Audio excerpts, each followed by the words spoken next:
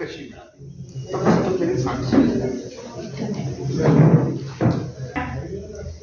बरेच जण निघून गेलेले आहेत, बरेच जण चहाची वाट बघतात. मला परवा दिवशी श्रोत्री सरांचा फोन आला की तुम्हाला यायचं आहे आणि तुम्हाला तुमच्या पुस्तकांची प्रेरणा कशी मिळाली याबद्दल सांगायचं आहे. तर खरं तर मी काही साहित्यिका मानत नाही स्वतःला. त्यातले अगदी पहिल्या वर्गात पहिली इयत्तामधली मी आहे असं वाटतं. माझी 2 पुस्तकं आहेत, बहुतेक बऱ्याच जणांना माहिती आहे. पहिलं पुस्तक निकोबारची नवलाई आणि दुसरं पुस्तक आरोही विशेष फूल फुलताना. दोन्ही पुस्तकात हे सांगणे आहे की हे दोन्ही अनुभव आहेत. एकातून अनुभव दर्शन होतं आणि एकातून अनुभव कथन होतं, कथन केलेलं आहे.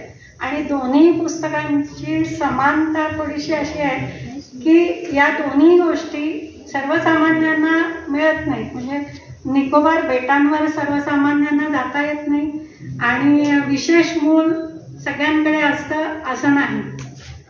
तर निकोबारला मी जेव्हा पहिल्यांदा गेले त्यावेळेला समोरून निळाशार समुद्र, सोनेरी वाळू आणि बदलत जाणारे लाटांचे बदलत जाणारे रंग आणि अतिशय सुंदर निसर्ग. लोक मॉरिशसला जातात आणि कुठे जातात तिथले फोटो टाकतात. त्यापेक्षाही कितीतरी सुंदर भावलेला हा निसर्ग मला सगळ्यांना दाखवायचा होता. आणि पाठीमागे बघितलं तर 2004च्या सुनामीनंतर उद्ध्वस्त झालेली बेट, त्यानंतर तिथले आदिवासी, त्यांची संस्कृती. 8 ते 10 महिने पाऊस असतो, त्यावेळेला जहाज येत नाही. सगळी बेटं ही जनरेटरवरती लाईट असलेली. जहाजातून डिझेल आलं नाही तर बेटांवरती अंधार, गॅस आले नाही तर चूल पेटत नाही, पाऊस बाहेर असेल तर चूल पेटवता येत नाही. अशा सगळ्या अडचणीत सुद्धा ती लोक किती समाधानी राहतात. आपल्याला एखादी गोष्ट पाहिजे, आपण पळत जाऊन बाहेरून आणतो आणि त्यांना पाहिजे असेल तर ते येणाऱ्या जहाजाला ऑर्डर देणार की अशी गोष्ट पाहिजे. पुढच्या वेळेला ते जहाज येईल तेव्हा ती गोष्ट त्यांच्यापर्यंत पोचायची. तर अशा परिस्थितीत सुद्धा किती समाधानी लोक आहेत हे दाखवण्यासाठी मी हे पहिलं पुस्तक लिहिलं. दुसरं पुस्तक अनुभव कथन लिहावं की नाही हा प्रश्न पडला होता. पण मी जेव्हा नवऱ्याबरोबर सेनेत फिरत होते, सगळ्या आर्मी, नेव्ही, एअरफोर्समध्ये, प्रत्येक ठिकाणचे अनुभव. मला मुलीचं दिव्यांग सर्टिफिकेट काढायला आपल्या राज्यामध्ये ससून हॉस्पिटलमध्ये मला 3 महिने फेऱ्या मारायला लागल्या. 2-2, 3-3 तास थांबायला लागलं. त्यानंतर मला ते सर्टिफिकेट मिळालं. तर शाळेत ॲडमिशन मिळाली नाही कारण 3 महिने उशीर झाला होता. असं करत मी विशाखापट्टणमला गेले, शाळेत गेले. त्यांनी सांगितलं मूल समोर दिसतंय, आजपासून ॲडमिशन, उद्यापासून तुम्ही शाळेत पाठवा, आमची बस तुमच्या दाराशी आहे. हा विरोधाभास. डॉक्टरांकडे गेले पुण्यात, ही मुलगी कोऑपरेट करणार नाही, आपण शेवटचा पेशंट म्हणून घेऊ. आणि विशाखापट्टणमला 20 वर्षापूर्वी मी गेले. भरलेला सगळ्या मुलांनी, पेशंट सगळे भरपूर होते. आणि मी विचारलं माझा नंबर कितवा आहे आरोहीचा. त्यांनी सांगितलं आतला पेशंट बाहेर आला की तुम्ही आता. हा 20 वर्षापूर्वीचा अनुभव पुण्यात आज सुद्धा नाही आपल्या महाराष्ट्रात. किंवा जे छोटे छोटे टॉय ट्रेन असतात त्यात जे अनुभव आले की तिथली लोक बटन दाबणारी येऊन सांगायची, अहो मुलीला बसवा ना, तिचं तिकीट नाही काढायचं. सिनेमा थिएटरमध्ये गेलो की हिचं तिकीट काढू नका, गर्दी असेल तर मांडीवर घ्या तिला. नंदनकानन मध्ये झूला गेले, ह्याच्यात बघा, नंदनकानन बघायला गेले, 100 रुपये तिकीट होतं. तो माणूस पळत आला, हिचं तिकीट का काढलं, हिचं नाही काढायचं. आणि तेच मी पुण्यात 3 तास उभी राहिले. परदेशी पक्षी आले होते, त्याचं प्रदर्शन बघायला. आम्ही रिक्वेस्ट करत होतो तिला डायबेटीस आहे, शुगर कमी होईल, तिला लवकर आम्हाला आत पाठवा. 3-3.5 तास आत पाठवलं नाही. ही अलीकडची परिस्थिती आणि ती 20 वर्षापूर्वीची तिकडची परिस्थिती. तर ही परिस्थिती त्या आईला काय वाटतं, नंतर मुलाच्यातलं विशेषत्व ओळखायचं. ती मुलगी कधीतरी एखादा आवाज ऐकलेला असतो.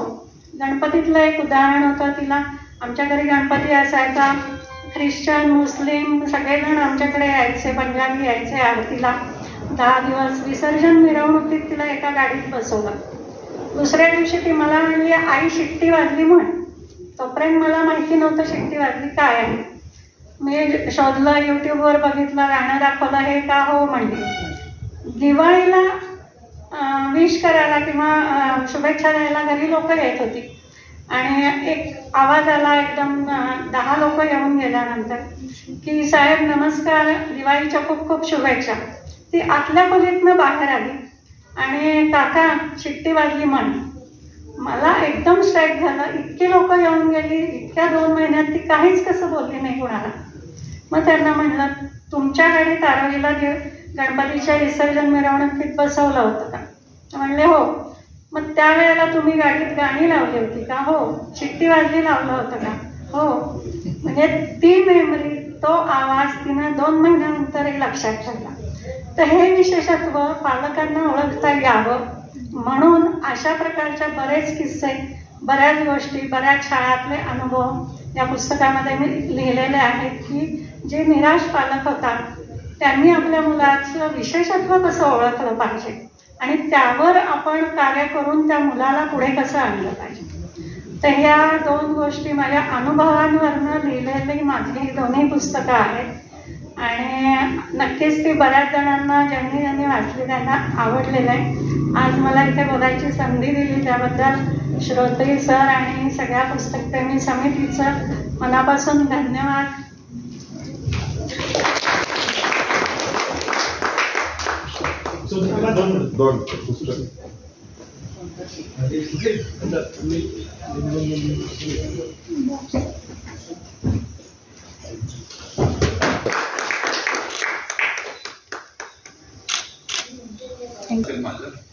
माझ्या भावांनी वगैरे सगळ्यांनी वाचलेलं आहे आणि ते अतिशय सुंदर आहे.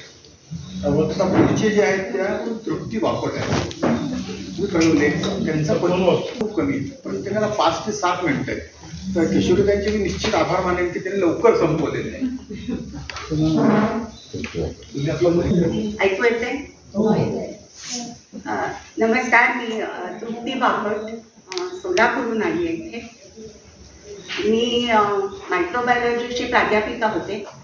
34 वर्ष सोलापूरला दयानंद कॉलेजमध्ये नोकरी केली आणि रिटायर झाले.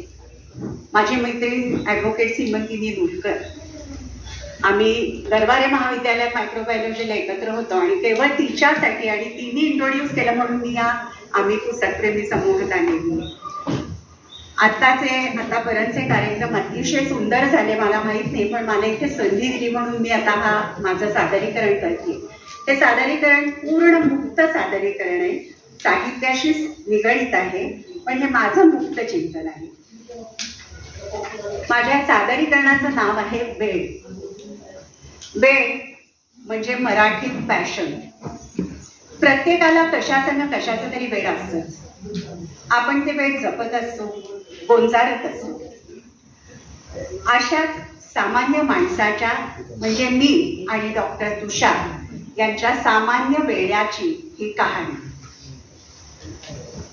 वीर वामन जोशी लिखित संगीत रणदुंदुभी या नाटकात या वेड्याविषयी खूप छान एक नाट्यपद आहे. जगी हा काय वेड्यांचा पसारा माझला सारा, गमे या भ्रांत संसारी ध्रुवाचा वेड हाताळा. तर अशा या नाट्यगीतांचं, नाट्यपदांचं वेळ माझ्या नवऱ्याला म्हणजे डॉक्टर तुषारला होतं आणि आहे.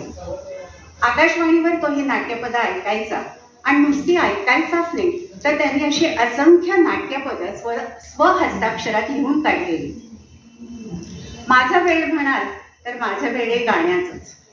तसा कुठलाच गाण्याचा प्रकार मला वर्ज्य नाही, पण त्यातल्या त्यात जास्त माझी जवळीक ती हिंदी चित्रपट गीतांची.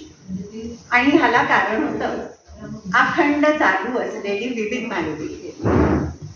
एकेकाळी मी प्रत्येक शब्दावरून चित्रपटगीत, हिंदी चित्रपटगीत म्हणायची आणि वडिलांचं थोडंसं बोलणं पण ऐकायची. मी सोलापूरला लग्न होऊन आले आणि माझी ही बोलती बंद झाली. आता थोडासा गमतीचा भाग सोडा, पण सासूरवाशी म्हणून थोडासा आवर घालावा लागला. आणि दुसरं म्हणजे सोलापूरला विविध भारती कॅच होत नसे, त्यामुळे आपोआपच विविध भारती बंद पडली. मग माझी मी तहान म्हणा, भूक म्हणा, वेळ म्हणा, हे मुलाला झोपवताना ट्रॅडिशनल अंगाई गीत न म्हणता हिंदी चित्रपट गीत म्हणून मी भागवून घेतलं. मग त्यामध्ये अगदी जॉनी वॉकरवर चित्रित केलेलं मिस्टर मिसेस 55 मधलं जाने कहा मेरा जिगर गया जी, अभी अभी यही तक किधर गया जी, किसी की अदाओं पे मर गया जी, बड़ी बड़ी अखियों से डर गया जी, हे होतं.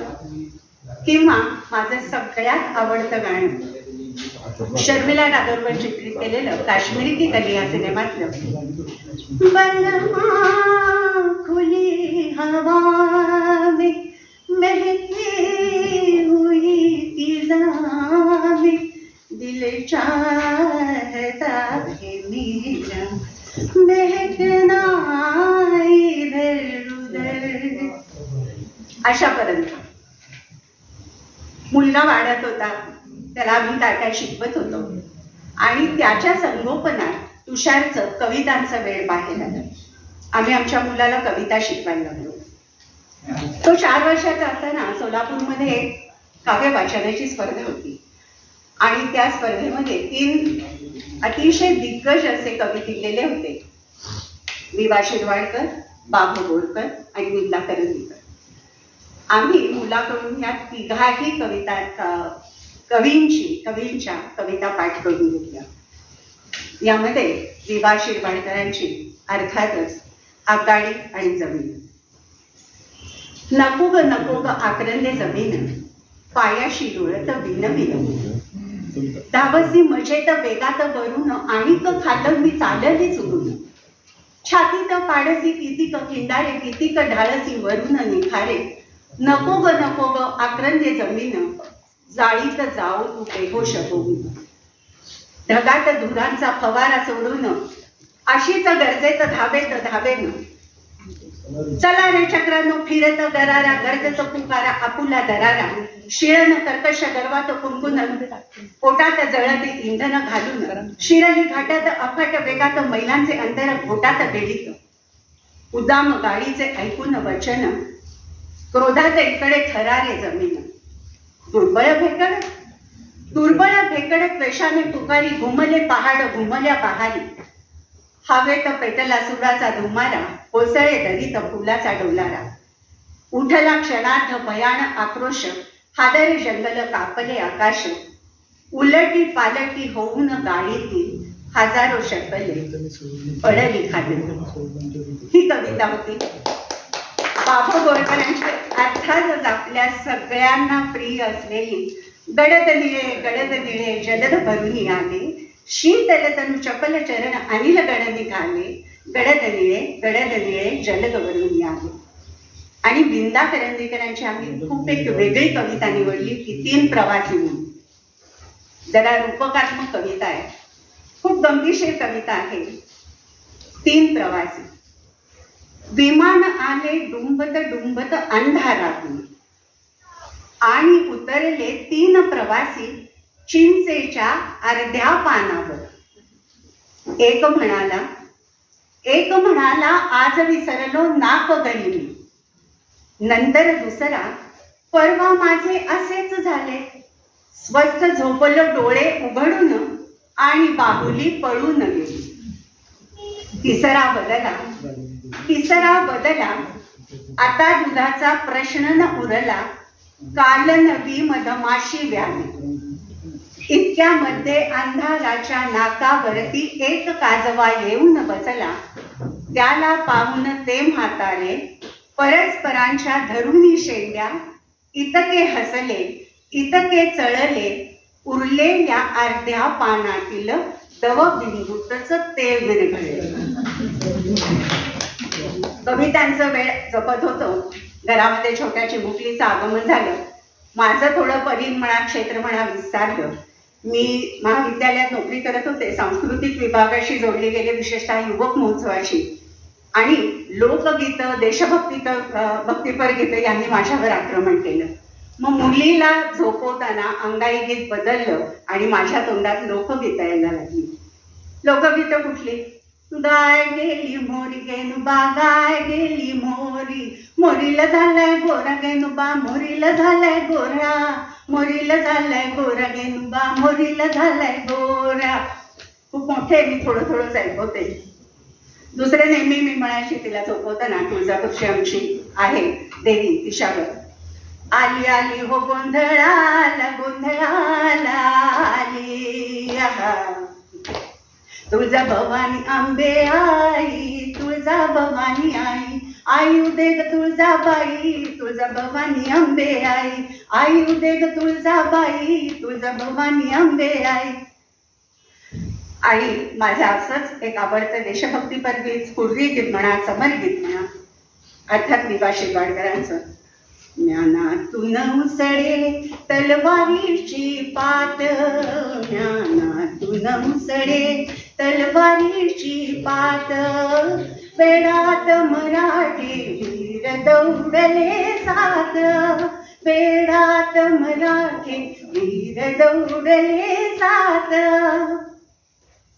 हळूहळू जीवनात स्थिरता यायला लागली आणि माझं दुसरं एक वेळ डोकं वर काढलं ते मी विणकामाचं. मी क्रोशाचं विणकाम करते, त्यांनी डोकं वर काढलं आणि मी विणकाम करायला लागले की तुषारला मला चिडवायची आयती संधी मिळाली. मी विणकाम करायला लागले की तो वसंत बागटांशी लामा ही कविता म्हणायचा. का ते कळेलच तुम्हाला. लामा वसंत बागट. दाढी लागे बाढी आणि मिशी जशी दाभण, दाढी लागे बाढी आणि मिशी जशी दाभण, कामापुरते लामा येते लामण सदा गाभण. ओम मणी पद्म, ओम मणी पद्म सदा लामामुखी नाम, ओम मणी पद्म सदा लामामुखी नाम, विणे आणि विणणे हेच लामणींचे काम. बाय दॅट टाइम गमतीचा भाग सोडा, माझा पहिला विणे हा भाग संपलेला होता, त्यामुळे फक्त विणकाम हेच चालू होतं. छोट्या छोट्या लामुल्यांना पायघोळ झगे, छोट्या छोट्या लामुल्यांना पायघोळ झगे, हातामध्ये धम्मचक्र नाकामध्ये फुगे. एक दिवस कौल येता लामा होती गुरु, एक दिवस कौल येता लामा होती गुरु. पुढचं वाक्य फार गमतीच आहे. मग मात्र अधून मधून ब्रह्मचर्य सुरू, मग मात्र अधून मधून ब्रह्मचर्य सुरू. अशाच कविता मग आम्ही वसंत बागटांच्या कवितांचे कार्यक्रम करायला लागलो. अशा या माझ्या मुक्त चिंतनाचं सादरीकरणाची मी सांगता करते. पण वसंत बागटांच्याच एका लावणीनी रसिया या काव्यसंग्रहात लावणी बुलंद बांध्याची. बुलंद बांधा उघडा खांदा, बुलंद बांधा उघडा खांदा, तू मर्दानी बाण्याची, न जागतिची छबी जनानी, तुझी या जीवलग राहण्याची. तुझा न बाबी रुबाब उठवी, तुझा न बाबी रुबाब उठवी, 10 दिशातून ललकारी, तुझा सोबती मान मोडली करीत असेल कलमकारी. घट्टमुट्ट तू जीन बंद, घट्टमुट्ट तू जीन बंद, तो इजार घाली पोकळशी, अबलख ऐकित चालतेस तू, तो चाले घेऊन कळशी. कशी विधीने जोड जमवली, कशी विधीने जोड जमवली, ती जोड दोघा प्राण्यांची. बुलंद बांधा उघडा खांदा, तू मर्दानी बाण्याची. नित्य फटफटी वरून फिरसी, आम्हा अचंबा वाटत असे, बंदूक सुटते तशी तर सुटता आमचे काळीज पाठत असे. पिसाट वादळ सुटले तरीही, पिसाट वादळ सुटले तरीही, प्रसन्न ताठर कोंब कळे, तुझ्या पाठीशी कसा बसातो ते विलवाणा लोंब कळे. शहेनशाही शान तुझी अन, शहेनशाही शान तुझी अन, संगत हुजरे बाणाची. बुलंद बांधा उघडा खांदा, तू मर्दानी बाण्याची. जाडा भरडा अर्धा उघडा, जाडा भरडा अर्धा उघडा, कमीस घालशी अंगात, फुले तोकड्या मानेवरती, रुमाल जिप्सी ढंगात. चाहशील ती शिकार करशील, चाहशील ती शिकार करशील अशा फेकसी तू नजरा, मनात येता त्यांच्या माता माळशील तू फुल गजरा. शेवटची परत ओळ महत्वाची आहे. कशी सशाला वश झालीस ग, कशी सशाला वश झालीस ग, असूनी जात ससाण्याची, बुलंद बांधा उघडा खांदा तू मर्दानी बाण्याची, बुलंद बांधा उघडा खांदा तू मर्दानी बाण्याची.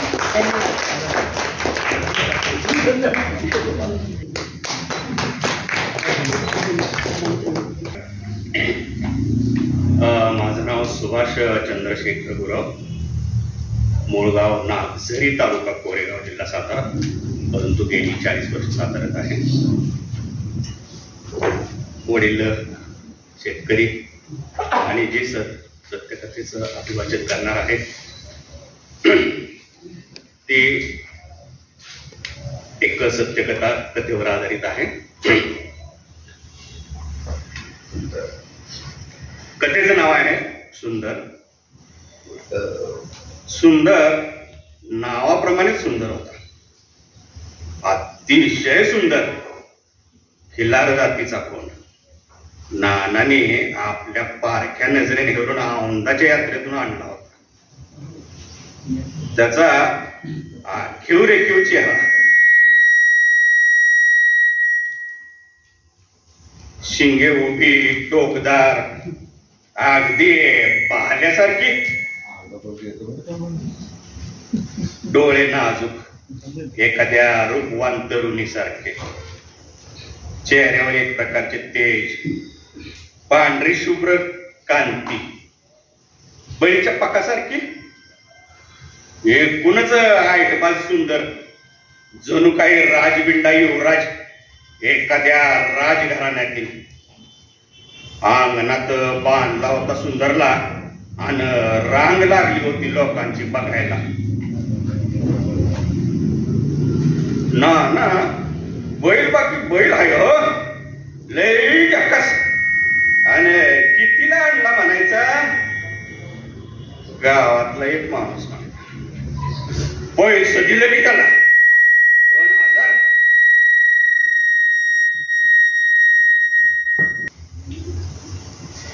पैसे जरा जास्तीच गेलं पण बैल मात्र बैलच आहे हो. गावातला माणूस सगळे जण सुंदरची स्तुती करतो.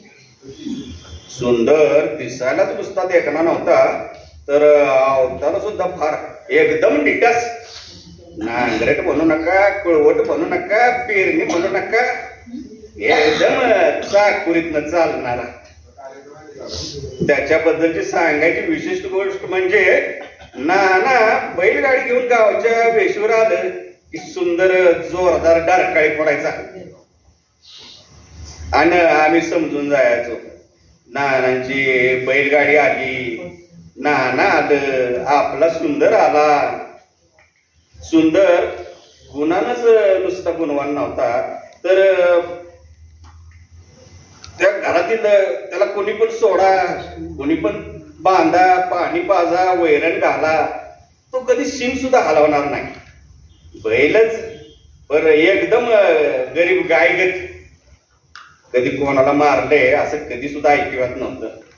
सुंदर आता घरातल्या सगळ्यांचाच लाडका झालेला होता. नाना तर त्याच्यावर पुत्रवत प्रेम करीत होते. दिवसभर त्याची वैरण काढी करणं, पाणी पाजणं, संध्याकाळी पेंड, बारडा, कणिक, एखाद्या पैलवानासारखा खुराक त्याचा असायचा. अशी त्याची सरबराई चालू असायची. आमच्या दावणीला आणखीन पण जनावर होती. आणखीन एक बैल, 3-4 म्हशी, एक गाय, एक वासरू, एक रेडकू. पण नानांचं विशेष प्रेम सुंदरवरच. उंबराखालच्या डोहावर नानाने शिळ घालत उभं राहायचं. उंबराखालच्या डोहावर नानाने शिळ घालत उभं राहायचं आणि सुंदरनं पाणी प्यायचं. हे नित्याच झालेलं. नानाने शिळ घातल्याशिवाय सुंदर पाणीच प्यायचा नाही. एखाद्या दिवशी सुंदर पाणी पिला नाही तर नाना त्याच्याशी बोलायचं. फार सुंदर, आज काय रुसलाच होय? आणि नानांचं सगळं कळतंय असं समजून सुंदर नाही नाही अशी मान डोलवायचा. नाना त्याची वैरणकाडी करायचे, एकटक त्याच्याकडे बघतच बसायचे. त्या दोघांचं काय संवाद व्हायचा ते आम्हाला कधीच कळलं नाही. मी त्यावेळेला 6वी किंवा 7वीत असेल शाळेला. शाळेतून घरी आलो, दप्तर खुंटीला अडकवलं व आईला म्हटलं, नाना कुठं आहेत? आई काहीच बोलली नाही. नंतर मी बहिणींना विचारलं, नाना कुठं आहेत? आम्हाला काहीच माहिती नाही. का कोणास ठाऊक, पण मनात शंका आली. आज घरात काहीतरी नक्की घडले. मी पळतच रान गाठलं. नाना लिंबाखाली गुडघ्यात डोकं घालून बसलेलं दिसलं. मी नानांना असं बसलेलं कधीच बघितलं नव्हतं. शेजारी सुंदरचा कासरा होता आणि मनात नुसतं चर्र झालं. माझा भीतीनं थरकाप झाला नुसता आणि नको नको त्या विचारानं माझ्या मनात कालवा झाली. मी नानांना उठवत होतो, नाना उठा ना, नाना नाना उठा ना, तुम्ही असं का बसलाय व? मी अनेक प्रश्न करीत होतो आणि ते एकाही प्रश्नाचे उत्तर देत नव्हते. नाना सांगा ना काय झालं, नाना नाना सांगा ना काय झालं. बर काय रडले का तू? काय सांगतो तुला? तेवढंच बोललं व परत गप्प झालं. बरं घरीच चला की नाना. नको मी एकच बसतो. नको नाना घरी चला की. तो हो पुढं, मी आलो मागणं. नाही तुम्ही घरी चला. तो हो पुढं, नाना तुम्ही घरी चलावं. माझा दोष चालूच आणि तुम्ही आला तरच मी येणार आहे. नानांना कसं बस घरी घेऊन यायला मी यशस्वी झालो. आईने नानांना चहा दिला. नाना गुपचूप पडवीत पडून होत आणि मी परत आईला विचारलं, आई काय झालं ग? आणि तुम्ही दोघं पण काय सांगणं झालाय? त्या रात्री जेवताना नानांचं लक्ष जेवणाकडे नव्हतंच मुळे. ते गिळत होते फक्त जगण्यासाठी आणि त्यांच्या यातना माझ्या नजरेतनं सुटत नव्हत्या. नव अव काय केलं व? अव त्या नोटीस आली ते जे काय केलं तुम्ही? अव ते नोटीस आले त्याचं काय केलं तुम्ही? आईनं नानांना विचार. बघू नव अव त्या नोटीसीचं काय करणार आहे का तुम्ही? आईनं परत विचार. बघायला येईल.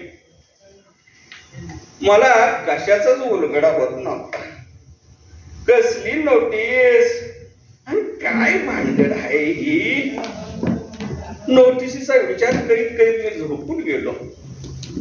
सकाळी उठल्यावर मी पाराजवळ गेलो होतो.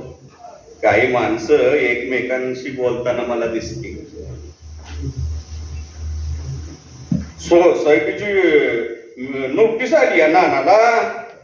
गावातला एक माणूस सोसायटीचे.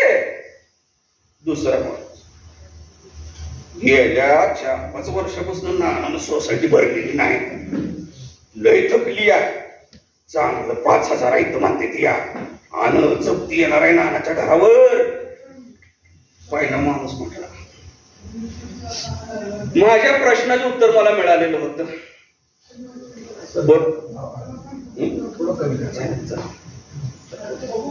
जराच त्यांना बोलायला बंद बोलतायत तेव्हा मला दिसतो. हो चालेल. मागं जरा बोलू नका कृपया. माझ्या प्रश्नाचं उत्तर मला मिळालं होतं, परंतु एवढ्या मोठ्या रकमेचं नाना काय करणार या प्रश्नाने माझं डोकं नुसतं भणभणायला लागलं. आणि कुठून आणणार हे पैसे? इतकं पैसे नाना कुठून आणणार? मला काहीच सुचत नव्हतं आणि मी विचार केला नानांची मनस्थिती यावेळेला काय असेल आणि हा विचार करून मी पुरता हपकून गेलो. नेहमीप्रमाणे मी शाळेतून घरी आलो. पाठीवर दप्तर, मी उमऱ्यावर सोप्यात माणसं बसलेली होती. गावातील पंच मंडळी होती. त्यातला काहीच माणसं मला आता आठवत आहेत. पाटील होतं, तात्या होतं, बापू होतं, पांडू काका होतं, बरीच माणसं होती. पांडू काकाच्या हातात एक कागद आणि पेन होता. खालच्या बाजूला कसलंसं तिकीट लावलेलं होतं. हा देव पांडू, आज नानानं सावताच्या मालकीचा सुंदर नावाचा बैल 5,000ला केसू दादांना ऐकला. पाटील बोललं. मला तर काही सुचत नव्हतं. माझ्या डोळ्यातून अश्रूंच्या धारा व्हायला लागल्या. तरी पण मी इतक्या मोठ्या माणसांमध्ये जाऊन बोललोच. नाही नाही द्यायचा सुंदर आमचा, नाही द्यायचा सुंदर आमचा. पण माझे कोणीच ऐकून घेण्याच्या मनस्थितीत नव्हते. नानांच्या डोळ्यातून तर पाणी थांबत नव्हतं. पोटच्या पोरावानी नानांनी सुंदरला जपलेलं होतं. त्याच सुंदरला नाना आज विकायला निघालं होतं. नानाने आज सुंदरचा सौदा केला होता. सुंदर दावणीला नसणं नानांच्या फार जिवारी लागलं होतं. सुंदरच्या गोट्यातील जागेवर नानांनी डोकं ठेवलं व सारखं सारखं पाया पडायला लागलं. आणि कारणही तसंच होतं. सुंदरच्या कष्टातून घरात चांगलं पिकत होतं. त्याच्या पुण्याईनं आम्ही खाऊन पिऊन नक्कीच सुखी होतो. मलाही माझा मोठा भाऊ सुंदर गेल्याचं खूप खूप दुःख झालं. असेच दिवसापासून मागून दिवस गेले. सुंदर गोठ्यातून जाऊन आता वर्ष लोटलं होतं. परंतु त्याच्या कष्टातून उभं राहिलेलं हळदीचं पीक मात्र आता काढणीला आलं होतं. त्या वर्षी आम्हाला काही भरून हळद झाली. नाना आणि आम्ही सर्वांनीच हळद शिजवली, वाळवली, चोळली व पोती भरली. नाना आता हळद घेऊन सांगलीला गेलं होतं. तेथील मार्केटमध्ये नानांना हळदीला चांगला भाव मिळाला. नाना पैसे घेऊन समाधानाने घरी परतले. एक दिवस आम्ही सर्वजण घरातच होतो. मी बहिणींबरोबर खेळत होतो. आई चुलीपुढे स्वयंपाक करत होती आणि नाना अंगणात उभं राहून आईला हाका मारत होतो. अगं ये, अगं ये, ऐकलंस का ग? ए अगं ये, ऐकलंस का ग? अगं हळदी तुटवाचं ताट घेऊन बाहेर ये आणि त्यात निरांजन पण लाव. अरे पोरांनो, आलाय का बघा, इकडे या. अरे कोण आले बघा, आला का इकडे? नानाने हाळी मार. आम्ही सारेजण एकसाथ पळालो अंगणाकडे आणि बाहेर पाहतो तर काय, नाना सुंदरचा कासरा हातात घेऊन अंगणात उभं होत. आमच्या साऱ्यांच्याच आनंदाला आता पारावर उरला नव्हता. आम्हाला आकाश फक्त विधभर उरलं होतं. नानांनी हळदीच्या पैशातनं केसूदादांकडून दुप्पट पैशांना सुंदर परत आणला होता. आमच्या डोळ्यातून आनंदाश्रू व्हायला लागले. नाना तर कमालीचे समाधानी वाटत होते. सुंदरच्या आगमनाने आमच्या घरात परत फिरून दिवाळी आली होती. धन्यवाद.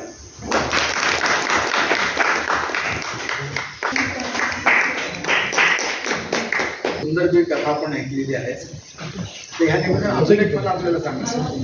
ह्या निमित्तानं अजून एक आपल्याला सांगायचं आहे. आज सकाळी आपण एक परिसंवाद ऐकला की मराठी भाषेला अभिजात वगैरे. आपण काय करतोय, खरोखर आपण काही करतो का? नाही.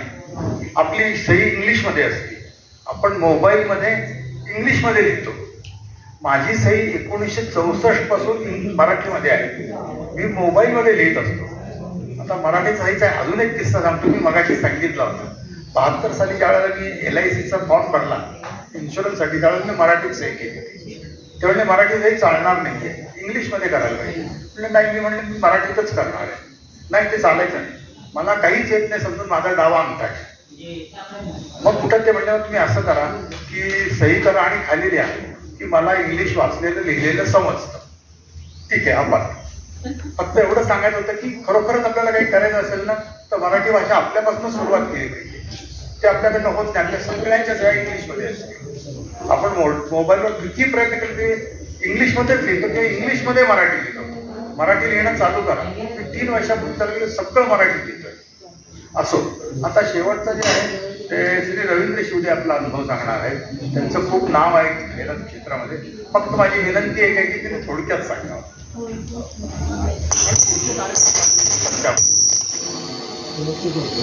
गुरु साक्षात परब्रह्म तस्मै श्री गुरुवे नमः. आज सकाळपासून आपण एक वेगवेगळ्या प्रकारचा आनंद घेतोय. साहित्य झालं, लेखक झाले, कवी झाले, त्यानंतर नाट्यछटा झाल्या, प्रत्येकाचे काही अनुभव झाले. आणि मात्र आमच्यातला कलाकार कुठे आहे हा मला मात्र कुठं सापडलं नाही. आणि मी कलेच्या माध्यमातला एक विद्यार्थी तुमच्या पुढे मी माझे भावभावना थोडक्यात व्यक्त करण्याचा प्रयत्न करतोय. मुळामध्ये आपल्या महाभारतामध्ये सुद्धा हे केलेलं आहे की महाभारतामध्ये कृष्ण आणखी भीष्माचार्य यांचं जर हे बघितलं, शेवटचं जे शरपंजरी जे भीष्माचे पडलेले असतात आणि धर्मराजांना ते उपदेश करा यासाठी कृष्ण सांगत असतो भीष्माचार्यांना. त्यावेळेला श्रीकृष्ण भीष्माचार्यांना म्हणतात, ते मला सगळ्यात महत्वाचं वाटतं. श्रीकृष्ण बळांना असं म्हणतात भीष्माचार्यांना की माझ्याजवळ भरपूर ज्ञान आहे, परंतु माझ्याजवळ अनुभव नाही आहे. आणि हा अनुभव तुम्ही पांडवांना, विशेषतः धर्मराजांना समजावून सांगा. मला जो विषय आलेला आहे तो अनुभव हा आहे. आणि त्यामुळे मी माझे थोडक्यात विचार व्यक्त करतोय. खरं म्हणजे याचा श्री गणेश जो आहे हा माझ्या तीर्थरूप वडिलांच्या पासूनच झालेला आहे. पण माझे वडील मला आमच्या घरात पहिल्यापासून कलेचा वारसा आहे. आणि आजोबा, वडील, मी, माझा मुलगा, पुढची पिढी, आता नातू सुद्धा. पण ह्यामध्ये असं झालेलं आहे की आता वडिलांचं असं एक म्हणणं होतं की आपली जी चित्र आहेत, आपली जी पुढच्या काळामध्ये पेंटिंग झाली, प्रकार आले, मॉडर्न आर्ट आलं, तर हे जे काही प्रकार आलेले आहेत तरी आपली चित्र घरोघरी लागली पाहिजे. ह्यात तुझं कर्तव्य आहे. आणि म्हणून तुझं नाव आम्ही रवींद्र ठेवलं, तू रवी वर्मा हो. हा जो त्यांचा आशीर्वाद होता तो मी एक खारुटीच्या भूमिकेतनं पार पाडण्याचा एक अथक प्रयत्न केला. त्याची सुरुवात माझ्या शाळा मौलीपासूनच झालेली आहे. म्हणजे आमच्या इंग्लिश स्कूलमध्ये 1968ची आमची बॅच. आणि त्यावेळेला आपल्या भारताचे सरन्यायाधीश वाय.बी. चंद्रचूड हे आमच्या शाळेचे स्नेहसंमेलनाचे प्रमुख पाहुणे होते. आणि त्यावेळेला आपल्या संदीप श्रोत्रीचे काका जे आमचे नातेवाईकही आहेत आणि दासी देसाई, बुर्गे सर, एस.व्ही. कुलकर्णी वगैरे जे मान्यवर होते, आम्ही चित्रकला प्रदर्शन भरवलं होतं. आणि त्यावेळेला त्यांनी हे करताना मी नेहरूंचं चित्र काढले. परवाच मी नेहरूंचे हे होते जन्मदिवस, बालदिन म्हणून आपण साजरा करतो, तो मी सगळ्या माध्यमांवरती आऊट केलेलं होतं. तर त्यामधलं एक कारण असं आहे की त्यावेळेला गजेंद्र गडकर आणि माझे आजोबाई वकील होते, ते आलेले होते टीचर. आणि एकदम बुर्गे सर म्हणून गेले, अरे रवी तू त्यांना नेहरूंचं चित्र समजावून सांग. माझ्यासारख्या 8वीतल्या 9वीतल्या मुलाला हे अवघड होतं. मी समजावून काय सांगणार नाही, म्हणजे तुला जे काही येतं ते तू सांग. आणि हे मला कुठेतरी लहानपणापासून बोधामृत मिळालं. पुढे मी ते सांगत गेलो. ह्या ठिकाणी श्रीकृष्ण आणि भीष्माचार्य हे कायम माझ्या ह्याच्यात राहिले. अनुभव हा खरोखरच महत्वाचा असतो. त्याच्यानंतर हा जो परिपाठ या प्रत्येक कलाकाराच्या जीवनामध्ये घडत असतो. यामध्ये हैदराबादला मी सातारला रोटरी क्लब जो असा इनर वर्ल्ड आहे, त्याच्यानंतर यंगस्टरसाठी 18 ते 28 पर्यंत रोटरी क्लब असतो, ते सातारला आम्ही रोटरी क्लब स्थापन मी केला. आणि आमचं हैदराबादला रोटरी इंटरनॅशनलला एक्झिबिशन भरवलेलं होतं. आणि त्यावेळेला आम्हाला विषय काही दिलेले होते, international service, club service, horticulture service आणि काही. तर त्याला 1 दिवस करायचं होतं आणि तिथे डेमॉन्स्ट्रेशन द्यायचं होतं. सकाळी 9ला सुरुवात करायची होती आणि रात्री 5 वाजता संपायचं होतं. मी माझ्या स्टाईलमध्ये, मी मॉडर्न आर्टिस्ट आहे, ॲबस्ट्रॅक्ट आर्टिस्ट, मला खूप स्टाईल आवडते, मी करण्याचा प्रयत्न केला. जवळ 3160 पार्टिसिपंट ह्या आशिया खंडातले त्यामध्ये आलेले होते. परदेशातले होते, परदेशातले 4 परीक्षक होते. पण हे करत असताना ते पहिल्यापासून आमच्या चित्राकडे त्याचं बारीक लक्ष होतं. आणि त्यांनी नंतर मग मला काही असं का केलं, तसं का केलं, इतरांना विचारत होते आणि त्यांचं ते गाईडलाईन देत होते. अशांना ती चित्रकृती उभी राहिली. आणि सांगायला मला अभिमान आणि आनंद वाटतो की त्या माझ्या पेंटिंगला क्लब सर्व्हिस म्हणून जे नाव होतं, तर त्या ह्याला मला आशिया खंडामध्ये माझ्या 4 चित्राला पहिला नंबरचं बक्षीस मिळालं. रोटरी इंटरनॅशनलची स्कीम होती की तुम्ही पैसे तरी डॉलर्समध्ये घ्या, नाहीतर ते 5 वर्ष चित्र सगळीकडे फिरवा. मी 5 वर्षाची स्कीम सुचवली आणि त्या वेळेपासून हे नाव सगळीकडे हे व्हायला लागलं, ते कळायला लागलं लोकांना. आणि त्याच्यानंतर हे मॉडर्न आर्ट जर आपण बघितलं, ॲबस्ट्रॅक्ट जर बघितलं तर त्याला आपल्या महाराष्ट्रामध्ये किंवा मुंबईमध्ये जहांगीर आर्ट गॅलरी हे आम्हाला कलाकार लोकांचं तीर्थक्षेत्र असतं. आणि अशा ठिकाणी आम्हाला हे करा म्हणजे आपले करताना पण त्यावेळचे जे एक्झामिनर्स होते त्यांनी सांगितलं होतं जे कोणाचा सल्ला किंवा अशा स्वरूपाच्या जे काही कॉन्फरन्स घडतात, अशा स्वरूपाची काही चर्चा होतात, तर ह्या ह्याच्यामध्ये असं होतं की जे काही शब्द व्यक्त केले जातात, विचार व्यक्त केले जातात, त्याचा उपयोग कुठं आणि कसा होईल हे काही कोणाला सांगता येत नसतं.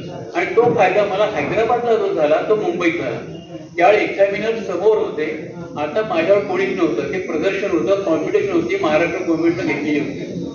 आणि त्या यामध्ये मग त्यांनी कल्पना दिली होती की तुम्ही ॲबस्ट्रॅक्ट पेंटिंग जे करता ते सर्वसामान्य लोकांना किंवा आम्हा आर्टिस्ट लोकांना कळत नाही, पण त्याची तुमची त्यामागची भावना काय आहे ती सांगा. आणि मग त्या दृष्टिकोनातून मराठी, हिंदी आणि इंग्रजी या अशा पद्धतीनं मी माझ्या पेंटिंगच्या खाली त्याचं नॅरेशन करायचं आणि सांगायला निश्चितच आनंद आहे की ते माझं सोल पहिल्यांदा लाईव्ह म्हणून माझं चित्र होतं. ते पेंटिंग 3 बाय 6 फुटामध्ये मी केलेलं मोठं होतं. पण काही केलं तर पेंटिंग कडे बघताना हे ज्याचं हे आहे तर चारी बाजून याच्याकडे लक्ष केंद्रित झालं पाहिजे, त्यासाठी तो वरचा एम्ब्लेम आहे, खाली एक काळा रंग वापरलेला आहे. तर त्या होत नव्हतं. माझा भाऊ फिलॉसॉफीचा विद्यार्थी आहे, त्यांना सांगितलं काळा टिप्पा का, तर म्हटलं बॅलन्स साधण्यासाठी, बॅलन्स ऑफ पिक्चर. आणि त्यातून मग तो सोल आत्मा आपल्या हिंदू धर्मामध्ये पूर्ण विकसित आत्मा ही कन्सेप्ट आहे आणि त्यातून ते चित्र झालं. 2100 रुपये किंमत, ते नियमाप्रमाणे काही गोष्टी कराव्या लागतात. 2100 रुपये माझी मी पेंटिंगची किंमत डिक्लेअर केली होती. तुम्हाला सगळ्यांना आश्चर्य वाटेल, त्या काळामध्ये डॉलरच्या करन्सीमध्ये 36,860 रुपये त्या पेंटिंगला मिळाले. असे घेणारे कोण होते, परदेशातले होते. मला आश्चर्य वाटते असं कसं काय, म्हणजे 2140% गव्हर्नमेंटचे कधी काय आता असा कार्यक्रम अरेंज केला, अमुक केला म्हणून, पण त्यांचं आणि 60% चित्र करायला लागतात. पण असं झालं नाही. तर त्यांचं म्हणणं असं की चित्रकाराला स्वतःचं मूल्य करता येत नाही. केव्हा पुढं कसं काय कोणाचं भाग्य उगवेल हे आमच्या कलेच्या क्षेत्रामध्ये कधीच सांगता येत नसतं. त्याचप्रमाणे आता अशोक वाळिंबे आमच्या इथं बसलेले आहेत. मी नगरवाचनाच्या बॉडीवर जवळ 15-16 वर्ष काम केलं. मनोहरपंत भागवत आणि आचार्य विल चाफेकर, अशोक वाळिंबे आमचे लहान आहेत त्या मानणं, पण श्रीबा आचार्य म्हणजे नगरवाचनाचा टीम. आणि नगरवाचनामध्ये कोणी गेलं नाही, कोणी त्याचा आस्वाद घेतला नाही, असा आत्तापैकी एकही कोणी आपल्या सातारकर नसेल. तो साहित्यिक आहे आणि त्या त्यांनी या पद्धतीने केलं. पण मला जयवंतराव टिळकांनी असं घेतलेलं होतं, त्यावेळी सभापती होते विधानसभेचे आणि टिळक स्मारक मंदिरामध्ये त्यांनी एक कार्यक्रम घेतला होता की यामध्ये वसंत वाक्यान मला चालावी का नसावी, बंद करावी. मनोहरपंत भागवत यांनी एकच सांगितलं मीटिंगमध्ये की आचार्य जाणारच, पण आचार्यांच्या जोडीला वेळेला वाळिंबेना किंवा विल चाफेकरांना पाठवतात, ते सिनियर मोठे करतात, तर एखादा ज्युनियर पाठवा म्हणून माझं नाव त्यांनी घेतलं. मला त्यांनी श्रीबाने मान्य हे केलं. मी बोललो आज टिळक स्मारक मंदिराच्या ठिकाणी आपण आपले विचार 22-23व्या वर्षी व्यक्त करणं म्हणजे धाडस होतं. असे विचारांची फेक करता करता मग माझ्या ऍडव्हर्टायझिंगच्या व्यवसायामध्ये युनायटेड वेस्टर्न बँक आली. आपुलकीनं वागणारी माणसं त्याचे ब्रीज वाक्य आम्ही दिलं गेलं. कुठनं निर्माण झालं तर ते आमच्या इंग्लिश स्कूलच्या 80 हे वर्ड त्या ब्रीज वाक्यामुळे निर्माण झालेलं आहे. आणि त्यातून हे पुढं मग परदेशामध्ये नावं चित्र गेली, काही पब्लिकेशन मध्ये झाली. आता मुलगा सुद्धा माझा आता या दृष्टिकोनातून उतरला. तो आता 4-5 महिन्या भारतामध्ये आर्टिफिशियल इंटेलिजन्स हा प्रकार हे करतोय. त्याच्या अगोदर तो ॲनिमेशन मध्ये झालं आणि त्याला दादासाहेब फाळके पुरस्कार हा 2016ला मिळाला. आमच्या शिवडे ॲडव्हर्टायझिंग यापूर्वी सुद्धा व्यक्तिगत कलारत्न पुरस्कार हा 2009 महाराष्ट्र शासनाचा आणि त्यानंतर 2023ला मागल्या 2 वर्षापूर्वी मिळाला. ही वाटचाल करत असताना आता आमच्या पार्टीची भक्कमपणाने उभं राहिला असेल कोण तर ती जी मराठी आहे आणि डिस्ने स्टार प्लस आहे. लवकरच तुम्हाला आपल्या सातारकरांना आमच्याकडे यापेक्षा एक चांगली बातमी ऐकायला मिळेल. इथं मी थांबतो. तुम्हा सगळ्यांचं प्रेम आपुलकी असावी या विनंतीचं. धन्यवाद.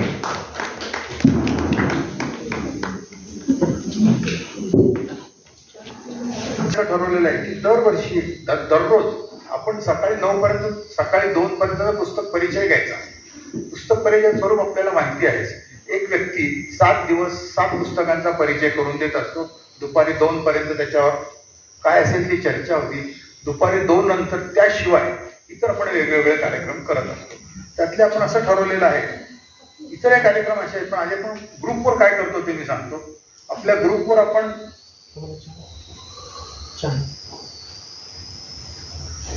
ग्रुपवर शनिवारी दुपारनंतर कवितेचं रसग्रहण आपण ठेवलेलं आहे.